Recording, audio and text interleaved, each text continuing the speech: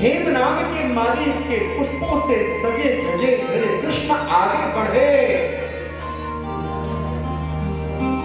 तो झुकी हुई कमर से थकी हुई सी वृद्ध जैसा स्वरूप बना हुआ,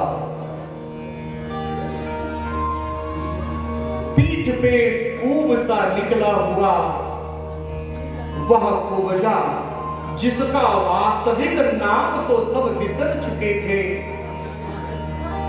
मथुरा में केवल कुबड़ी कुबड़ी कहते कहते कुब्जा कुब्जा कुबड़ी कहते थे।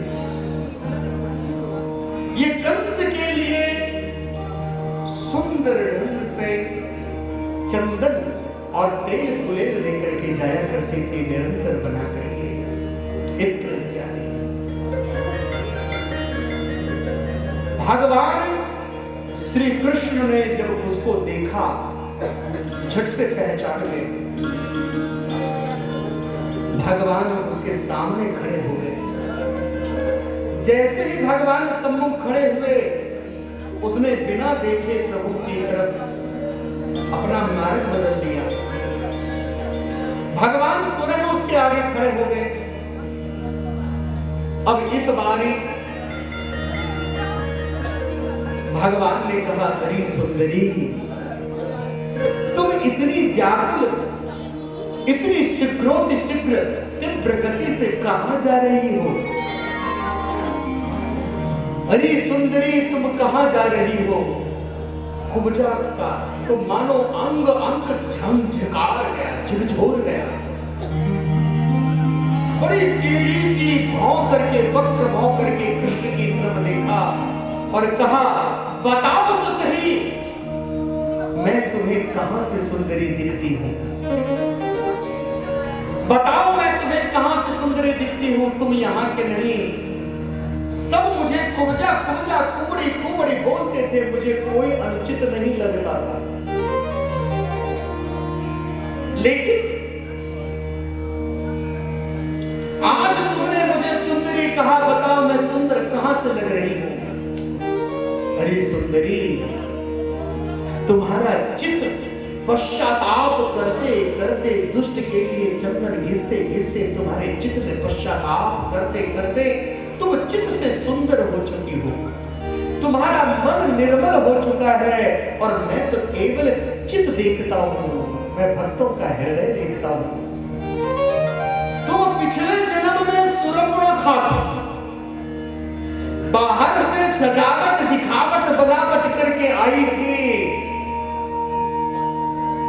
तुम्हारा नाक काट दिया गया क्योंकि तुम बाहर से सज के आई थी, अंदर मैल था। लेकिन तुमने मन ही मन मुझको पति रूप में पाने की इच्छा किया। उस समय मैं मर्यादा पुरुषोत्तम था, अब मैं तुम्हारी इच्छा पूरी करूंगा। अरे सुंदरी, अब तुम मन से सुंदर हो। और उसी पल भगवान ने अपने पांव के अंगूठे से उसके अंगूठे पर को दबाया और उसकी ठोड़ी को हल्का सा असर किया।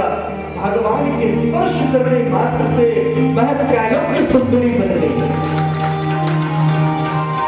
सुंदरी, देखो तुम दर्पण में अपने मुख को, यदि तुम बाहर की सुंदरता को ही सुंदरता कहते हो तो लो तुम त्रैलोक्य सुंदरी हो। जैसे ही उसने अपना मुख देखा व्याकुल हो गई, समझ गई ये वही है जिनके लिए त्रेता युग में मैं लड़ाई थी। झट से उनके चरणों में गिर पड़ी, हे प्रभु मैं कुबजा थी दुनिया के लिए, तो दुनिया के लिए मैं कुबड़ी। आपने मुझे सुंदरी कहा, सुंदरी बना दिया, आज से ये सुंदरी आपकी दासी। ओ मेरा सजना सवरना शाम तेरे, मेरा मंदिर में आना चला तेरे लिए, तो मेरा दिल है दीवाना शाम तेरे। हे कृष्णा, यदि सुंदरी तो मैं केवल तुम्हारी हूं। भगवान ने कहा मैं तुम्हारा वर्ण करूंगा, तुम्हें अपनी रानी बनाऊंगा।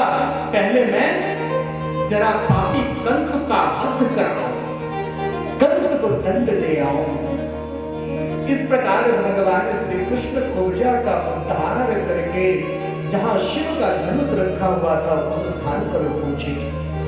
धनुष भंग किया भगवान ने। धनुष के टंकार शब्द से, टूटने के शब्द से कंस थर्रा गया, कांप गया।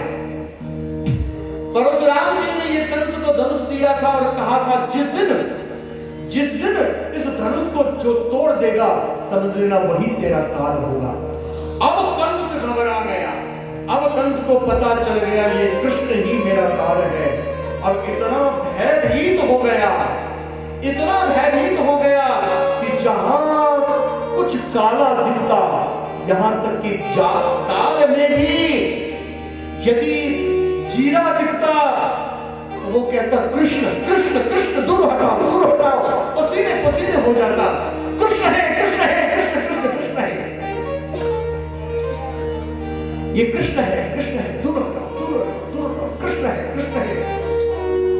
भय से कृष्ण को इतना व्याकुल होकर के याद करने लगा कि उसे जहां तहां कृष्ण ही कृष्ण का आभास होने लगा।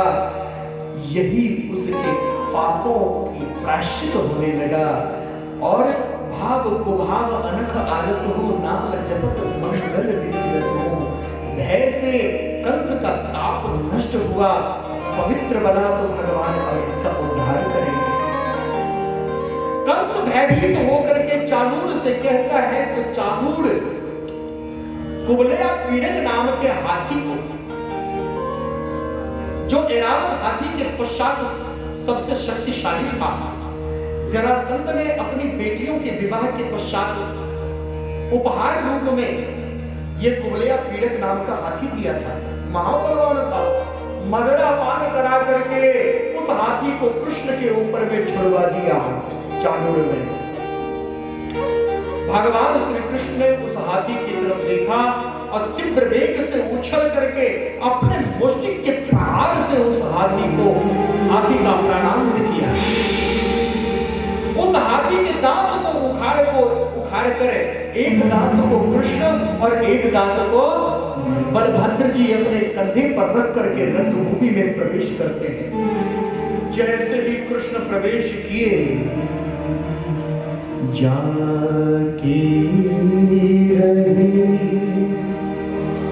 भावना जैसी, जाके रही भावना जैसी, प्रभु मूर्ति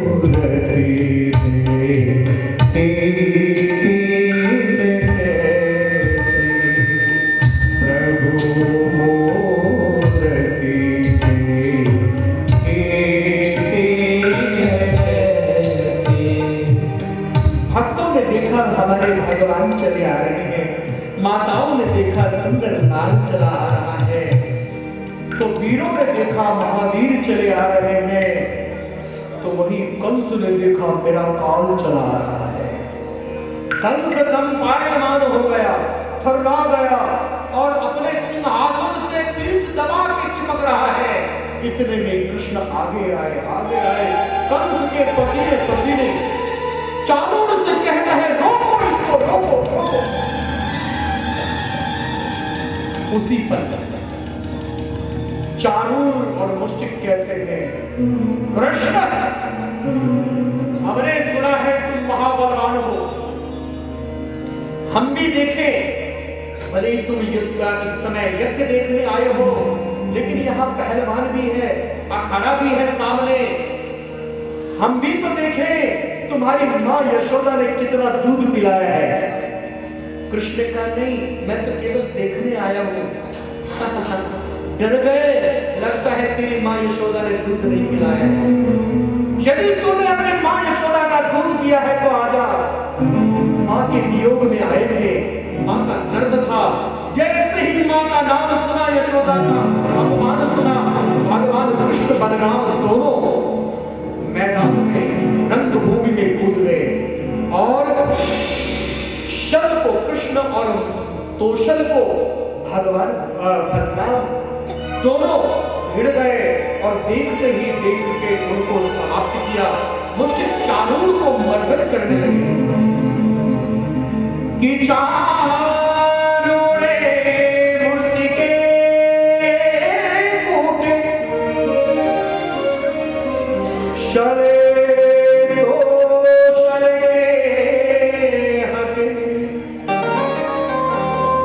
शैषा प्रादुर्वल्लभल्ला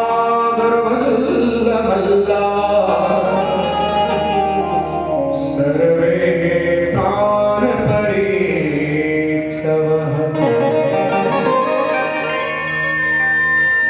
भगवान श्री कृष्ण चाणूर मुष्टिक शल तोषण को मर्दन करते हुए तुरंत देखते चाणूर के वक्षस्थल से जोर से उछले और सीधा कंस के सिंहासन पर, कंस के सम्मुख खड़े हो गए और कंस के केश को पकड़ के जोर से भूमि पर पटका और वहां से उछल करके कंस के वक्षस्थल पे जोर से मुष्टि का प्रहार किया।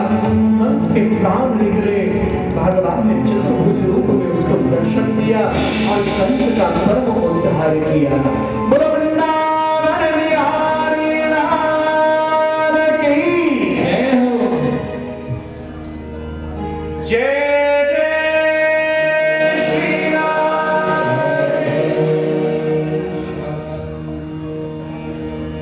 कहा जाता है जो पुत्र मातरं पितरं वृद्धं भार्या साध्वी सुतं शिशुं, जो पुत्र माता पिता को दुखी देख करके भी सुख का जीवन जीते हैं, जो माता पिता की सेवा के लिए तैयार नहीं रहता, जो पुत्र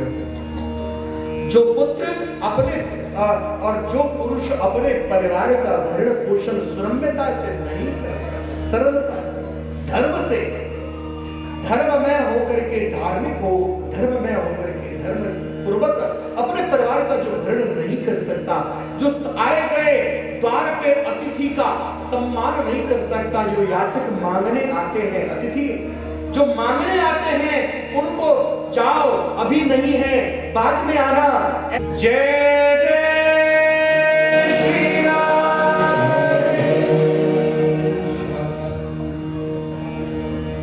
कहा जाता है जो पुत्र मातरं पितरं वृद्धं भार्या साध्वी सुतं शिशुं,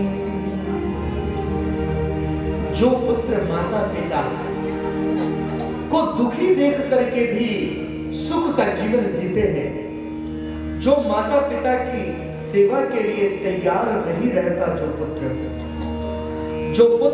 अपने और जो पुरुष अपने परिवार का भरण पोषण सुरम्यता से नहीं कर सकता, सरलता से, धर्म से, धर्ममय होकर के धार्मिक हो, धर्ममय होकर के धर्म पूर्वक अपने परिवार का जो भरण नहीं कर सकता, जो आए गए द्वार पे अतिथि का सम्मान नहीं कर सकता, जो याचक मांगने आते हैं, अतिथि जो मांगने आते हैं उनको जाओ अभी नहीं है बाद में आना। अपने माता पिता को बंधन से मुक्त करके मां देवकी कृष्ण को अपने हृदय से लगा देती है। भगवान श्री कृष्ण अपने मां के साथ, पिता के साथ बड़े आनंदमय जीवन को जी रहे हैं। दिन भर तो उनके कर्तव्य का पालन करते हैं, दिन भर तो पूरी राजकीय मर्यादा में रहते हैं, सबसे मिलते हैं, लेकिन रात में भगवान एकांत में बहुत रोते हैं। रात्रि में एकांत में भगवान बहुत रोते हैं। उन्हीं यदुवंशियों में, यादव कुमारों में गुरु बृहस्पति के शिष्य उद्धव नाम के एक यदु भगवान श्री कृष्ण के मित्र बने। भगवान श्री कृष्ण को एकांत में रोते हुए जब देखा तो एक दिन पूछ बैठे, प्रभु हे हरि, आप इस एकांत में ऐसे क्यों रो रहे हैं? हे प्रभु, आप ऐसे रुदन क्यों करते हैं? हे प्रभु, आपके बिना कैसे चलेगा कोई? आप इस प्रकार से रुदन क्यों करते हैं? हे प्रभु बताइए। हे हरि, आप ऐसे रुदन क्यों करते हैं? तो बार बार कहा, बार बार पूछा। तो भगवान कहने लगे, हे उद्धव, तुम्हें मैं क्या बताऊं? दिन भर तो मैं सबके संग आराम से काट लेता हूं, लेकिन हे उद्धव, रात्रि मुझसे कटती नहीं, रात मुझसे कटती नहीं। हे उद्धव, हे उद्धव, मोहे ब्रज बिसरत नाही, मोहे ब्रज बिसरत नाही। क्यों प्रभु? आप तो ब्रह्म हैं, मैं ब्रह्म हूं,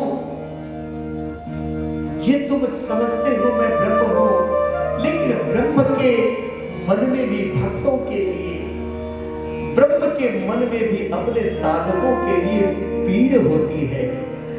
जिस प्रकार से भक्त मुझे याद करते हैं, भक्त मेरे लिए तड़पते हैं, उन भक्तों के लिए भी मैं तड़पता हूं। हे उद्धव, मेरी मां व्याकुल है, मुझे मेरी मां की याद आती है। हे उद्धव, मुझे याद आते हैं ब्रज की उन गोप बाल बालों की, प्रजांगनाओं की, मुझे गोपांगनाओं की मुझे याद आती है, श्री राधा जी की। हे उद्धव, मोए ब्रज बिसरत नाही। हे प्रभु, मेरे लिए कोई आज्ञा? बोले हाँ उद्धव, तुम मेरे सखा हो, जाओ, जाकर के उनकी खबर लेकर के आओ, जाओ उनकी सुध लेकर के आओ, जाओ मेरी तरफ से उनको पार्टी दे के आओ।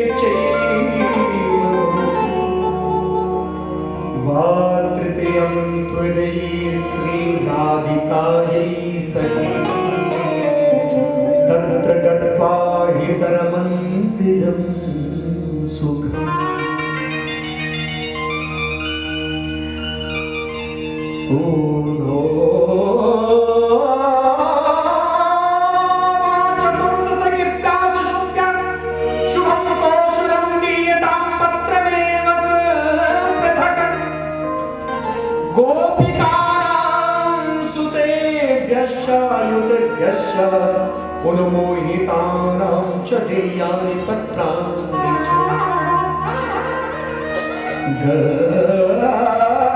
गच्छन् शीघ्रं व्रज।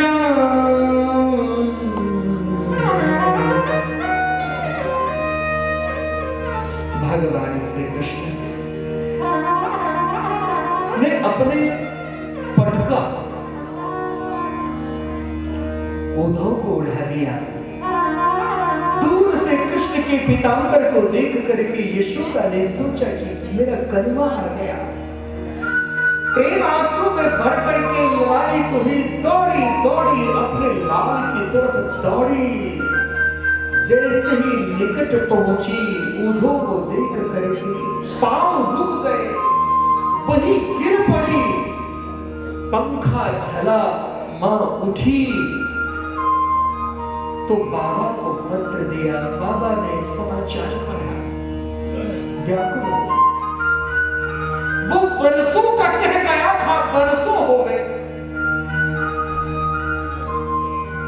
पाती दिया सखाओं को, गोपांगनाओं को पाती दे करके निकुंज में विराजमान श्री राधा रानी को पाती देने पहुंचे। राधा रानी को अपने भाव में खोए हुए देख करके वह ज्ञानी उद्धव प्रेम के स्वरूप को नहीं जान पाए, राधा तत्व को नहीं समझ पाए और राधा रानी से कहने लगे, हे श्री राधे, ये कृष्ण आपको पत्र दिया है, पत्र पढ़ो और कृष्ण के लिए ऐसे आप व्याकुल मत हुआ करो। कृष्ण के लिए आप व्यथित होती हो, व्याकुल होती हो तो कृष्ण भी रुदन करते राधा राधा रटते। हे श्री राधे, ब्रह्म कण कण में रहते हैं, अखिल ब्रह्मांड में उसी ब्रह्म का वास है। आप उस ब्रह्म का सिमरण करो और आनंद में रहो। अरे उद्धव, तुम क्या जानो यह पीड़ क्या होती है? हमने उस कृष्ण को भजा जो हमारे संग रहते हैं। तुम्हारे ब्रह्म मेरे संग रहे तो हम सोचे कौन ब्रह्म है, कैसा ब्रह्म है हम नहीं जानते। तुम्हारे कृष्ण ब्रह्म होंगे, हमारे कृष्ण तो केवल प्रीतम है, हमारे कृष्ण तो केवल प्यारे हैं। हे उद्धव, तुम क्या समझो? उद्धव खींच गए। राधा कहने लगी, हे उद्धव, मन न भये 10-20, एक मन था वो शाम संग चला गया, दूसरा मन होता तो तुम्हारे ज्ञान की पोथी हम समझते। उद्धव खींच गया। अब तो उद्धव को क्रोध हो आया। कृष्ण, यदि तुमने यहां आना ही था तो मुझे क्यों भेजा तुमने यहां? हे उद्धव, तुम बृहस्पति के शिष्य ज्ञानी थे, तुम्हारे अंदर प्रेम और भक्ति उत्पन्न करने हेतु मैंने यहाँ पे भेजा कि तुम राधा रानी की शरण आओगे तो भक्ति जाग जाए, तुम्हारे अंदर प्रेम जाग जाए, तुम परम भक्त हो, संत हो, परम भक्त बन जाओ। मैं क्या जानता था कि तुम अभी अज्ञानी हो। तुम्हारे गुरु बृहस्पति भी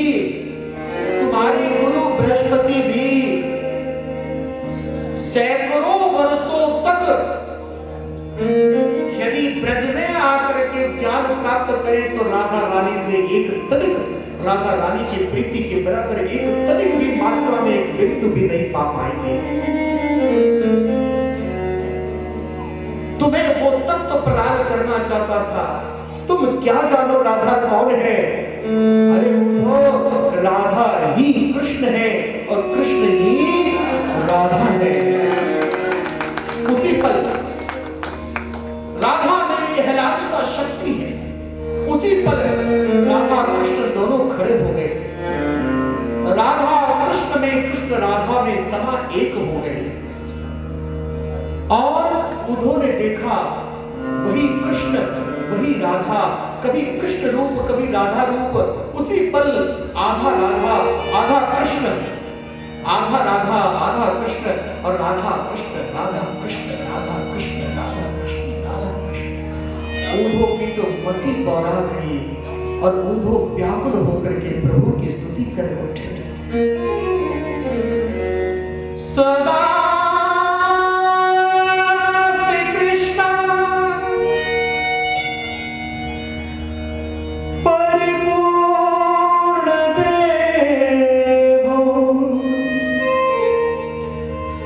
राधे सदा तुम परिपूर्ण देवी, श्री कृष्ण चंद्र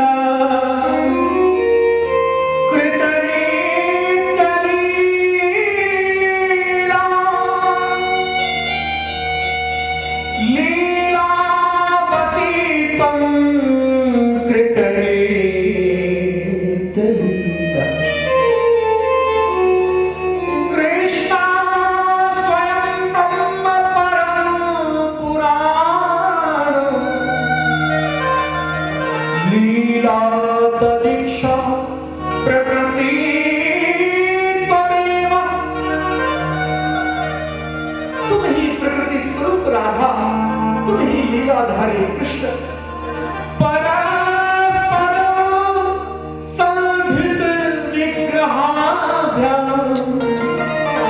नमो युवाभ्याम हरिराधिकेभ्याम, नमो युवाभ्याम हरिराधिके।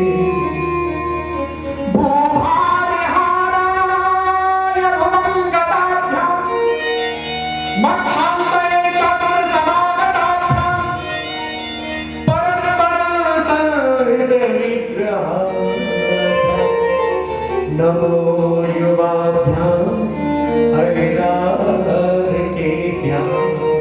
वही राधा वही कृष्ण, कृष्ण की राधा कृष्ण। हम प्रेम दीवानी है, वो प्रेम दीवाना, प्रेम दीवानी है, वो प्रेम दीवाना। हमें ज्ञान की है हमें ज्ञान की होगी न पढ़ाना,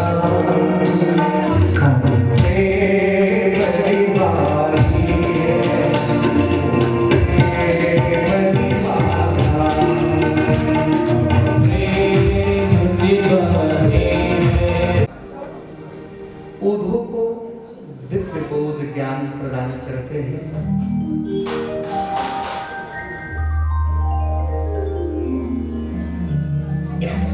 अस्ति और प्राप्ति, ये जरासंध की पुत्री कंस की पत्नी, कंस के मृत्यु के पश्चात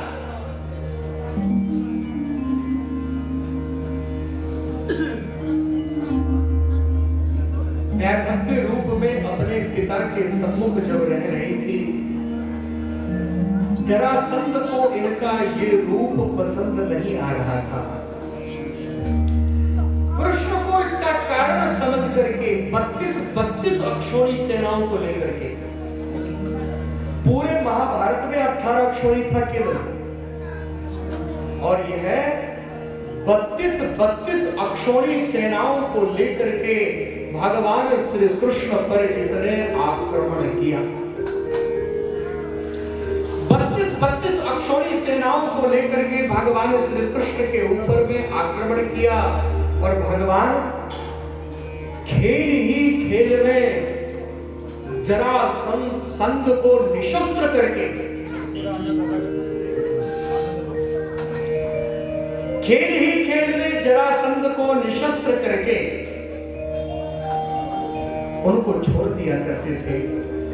दुष्ट लोग जो होते हैं ना, दुष्टों की संगति दुष्टों के साथ ही होती है और सज्जन की संगति सज्जनों के साथ ही होता है। जरासंध दुष्ट राजा था और यही कारण है कि इसकी संगति दुष्टों के संग ही हुआ करती थी। इसकी संगति दुष्टों के साथ था, जिस कारण हेतु भगवान श्री कृष्ण ने सोचा ये दुष्टों को लेके आएगा एकत्रित करके और मैं उन सबको समाप्त करूंगा, फिर निहत्था करूंगा, फिर इकट्ठा करके लाएगा। इस प्रकार से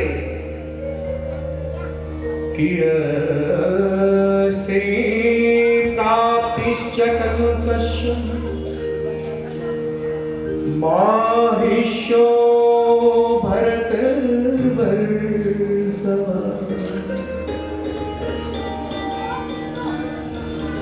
महाराज जरासंध एक दो बारी नहीं 17 बारी आक्रमण किए। अंत तो गत्वा क्या हुआ कि जरासंध को एक युक्ति सूझा। जरासंध को इस बात का बोध हो गया कि कृष्ण ब्राह्मण प्रिय है, प्रभु ब्राह्मण प्रिय है, इसीलिए उसने भारतवर्ष के समस्त ब्राह्मणों को बुलवाया निमंत्रण दे करके। आप सबको निमंत्रण है, एक महायज्ञ है, आप सब आए। समस्त विप्रों को बुलवाया हजारों की संख्या में और उन सब से कहा सुनिए, आप लोग मेरे विजयश्री के लिए पाठ कीजिए। यदि मैं विजयश्री को प्राप्त कर गया तो आप लोगों को इतना दूंगा कि कभी दोबारा याचना की आवश्यकता ना हो। और सुनिए, यदि मैं पराजय को प्राप्त किया तो आपका सिर घर से अलग कर दूंगा। महाराज, हम सब इतने विद्वान यदि आपके लिए पाठ करेंगे तो आपको विजयश्री तो अवश्य ही मिलेगा। बताइए महाराज, आपके शत्रु कौन है? हमारा शत्रु कृष्ण है। इतना सुनते ही सभी ब्राह्मण कंपायमान हो गए। क्या होगा? अब सभी ब्राह्मण एक स्वर में कृष्ण को पुकारने लगे, हे कृष्ण, अब आप ही हमारी रक्षा कर सकते हैं,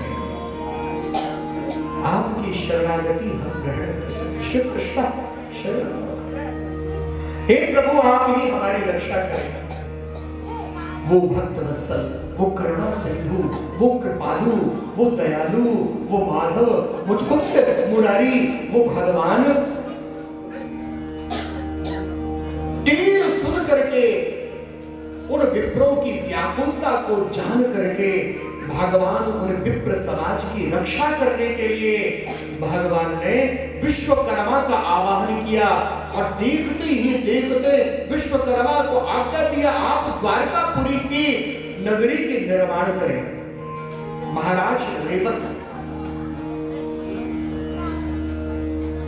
जिनका साम्राज्य था, हमारे श्रीमान बलभद्र जी के ससुर जी लगते हैं।